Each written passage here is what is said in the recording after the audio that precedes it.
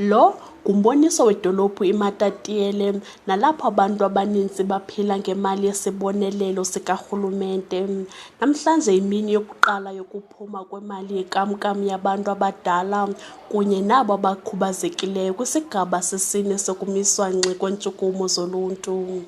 Balugcwabevu ngumsindo abantu abadala abarhola inkamnkam bekhalazela urhulumente ngokubaxinanisa kwindawo enye ngeli xesha le-corona.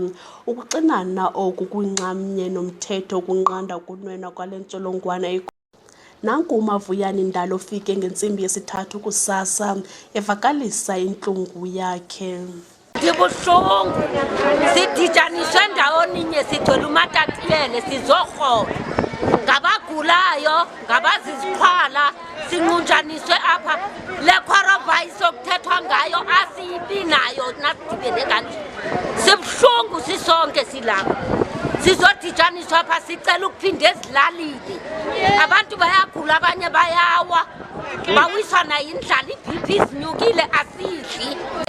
Le coronavirus le yiyo le ezosidibanisa apha. Ngoku ave ingena ngoku sidibene ngale ndlela. Imini yonke ukusukela ngo-3 silapha. Mayiphinde ezilalini ipeyi ayikho le nto. Kambe abanye bamemelela urhulumente ukuba abuyisele inkamnkam ezilalini. Kangaka ilayini yalapha eposini singathi imali ipeyi ingaphindela emakhaya ezilalini. Oko ndiphume ngo-2 ekhaya ePolile ndafika ngo-5 apha. Oko ndiselayinini kubetha u-2 ngoku ndilambile apha esiswini indlala. Apha ndilapha eposini ndizorhola ipeyi, ndifike ngo-5 ekuseni kuze kube ngoku andikarholi. Loo nto iyandimangaza ngoba ndilambile nasesiswini. Andonwabanga konke ngoba kwasesuswini ndilambile. Oko sihleli apha akho nqubela enza uba masibe siyakhululeka siyagodusha.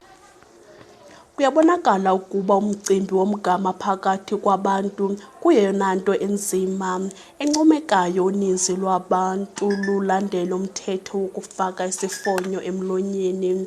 Kwiindaba ze-The Informer Online, elam igama ndinguMathabo Phahlane.